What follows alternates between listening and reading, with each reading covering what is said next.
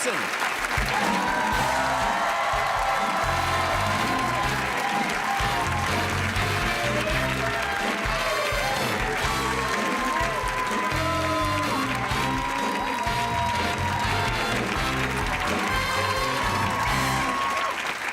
You look incredible. Thank you. Yeah, thanks for coming by. Yeah, thanks for having me back. Yeah, of course. You know, I'm just so curious. You've had such success with the show, and it makes me wonder, a lot of kids, if you ask them when they're young, if you ask, like, a little girl, what do you want to do? And they'll say, I want to be an actress. They know right away. Did you know when you were young that you wanted to be an actress? I knew pretty young, but my earliest memories were of wanting to be a secretary.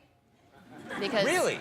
yeah, you got to, like, answer phones and play, you know, desk and write notes and have pretty handwriting. I wanted to be a secretary. I'd make my mom play with me, and I couldn't write. But I got to do all that, and she was like, don't you want to be the boss? You want to be the boss? I was like, the boss doesn't get to answer the phone and take notes. Why would I want to be the boss? So your dream was to be the second in command, yes, the I wanted secretary. to be well, I didn't call it that. I just Yeah. wanted to be the person who got to hello and flip my hair and take notes. And so, did you ever get to do it? I did. I did get to do it in college. Not exactly what I had imagined it was.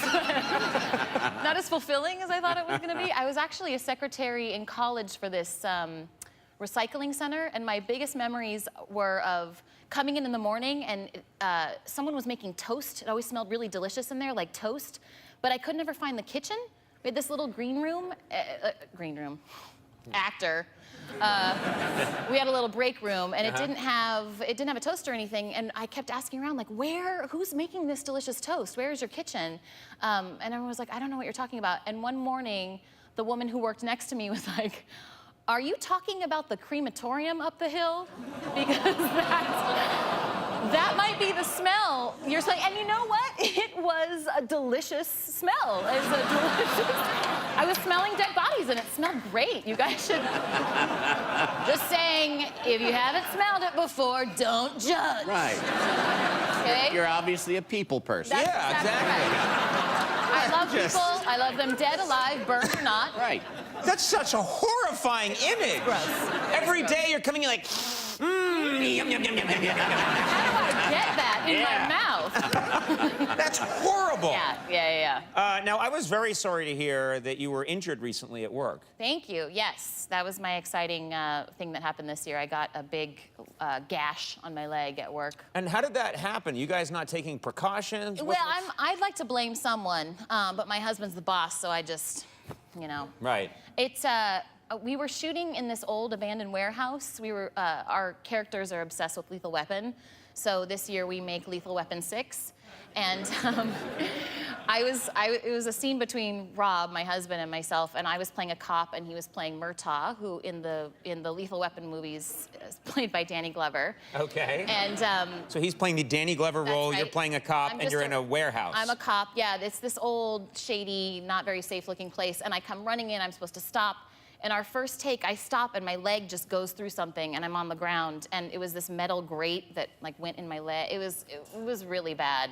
And it just it sliced it right open, so it was a 911 situation. Right. So ambulance, the EMTs show up? They did. They showed up, and they were like, okay, what's the issue? I said, there's a giant hole in my leg. If you want to take a look at it, I don't want to look again. And they were like, okay, well, is there anything else? I was like, no, but, I mean, that's it. They were like, right, but is there anything else that was, it's 5 inches long, and you can see my bone. If you want to look, there doesn't need to be anything else. That's all there is. And they were, what's their problem? Well, he goes, what's going on with your stomach? And I looked down, and I was wired with a blood pack to be shot, which went off when I fell, so it looked like I... That's great. So you're like, I've got this cut. Please They're check looking out at my leg. a basketball-sized hole in your stomach. Ma'am? You're like, that's nothing. Don't worry about that. I've hurt my leg. I've had that forever. This is always like this. That's crazy. But then we went to the emergency room, and everyone was staring at us. And I'm thinking, yeah, this isn't real. It's just like a blood pack thing. I just was trying to focus. It really was very painful. Sure. But everyone's staring at us, and after a while, I realized they're not staring out of concern. It's not the blood they're looking at. They're like glaring at us. And finally, I looked at Rob, and I was like, why are they oh, right. And then I remembered that my husband, I'd brought a picture, but Oh, he looked a certain way. That's Oh my God.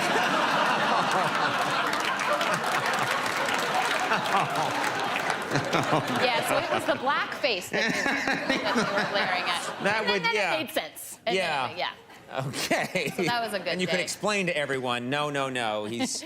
It's okay. You know what? Don't worry about it. Your Too much. character on the show, Sweet Dee, she uses a lot of very colorful language. You get a little foul-mouthed at times. Does that ever make its way back home around the kids? You have, how many kids you have? I do. I have 2 kids. I have kids. a 1.5 and a 3-year-old. It used to be funny to call them dick bags. But the older one's going to preschool now, and it's not so funny. I mean, funny when they couldn't understand what you were saying. Right? Yeah. Now he might not understand what a dick bag is, but he'll say it. Yeah. He'll say it at school. So not anymore. And then he's like, "That's what mommy calls me." Mommy calls me a dick bag. Yeah. Trying to tone it down. Okay, so you're not doing that, and you got 2 boys. Those are pretty young. What are they into now? I'm trying to remember those ages. Well, Axel has just been potty trained, and that was the most exciting event. Potty training a kid is, I don't know. You remember? You have to like show them how to pee. Like he's got to come and watch me pee. So that's. Yeah, that's part of it. That's part of it. Yeah, and that's okay with me. Like he's getting in there and sort of opening up my legs and watching me pee, which is fine. And then he's. That's strange. I don't remember any of that.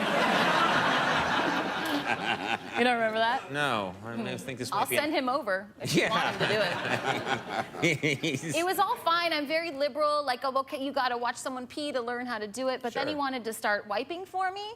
And then I was like, you know, I got to do that myself, buddy. And he was like, no, I'll do it. Let me do it. Because 3-year-olds like to do everything themselves. I'm like, I will do that myself. Right. That's my job. That's my job. And he was like, why? Let me do it. And I was like, listen, I got to do that or else I don't want to pee-pee on your hand. He was like, you're going to pee-pee on my hand? I was like, no, if you do that, I'll pee on your hand. And then for 4 weeks, he told everyone, Mommy will pee-pee on my hand. Mommy's going to pee-pee on my hand. That was a big story around our kids. He says, I'm a dick bag if I don't pee with her. Right. I called him a dick bag.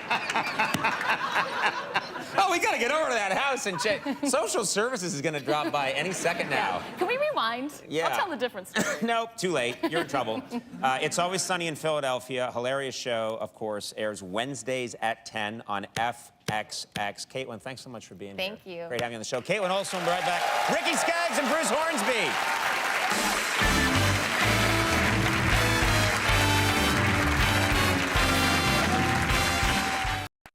That's our show. Good night, everybody.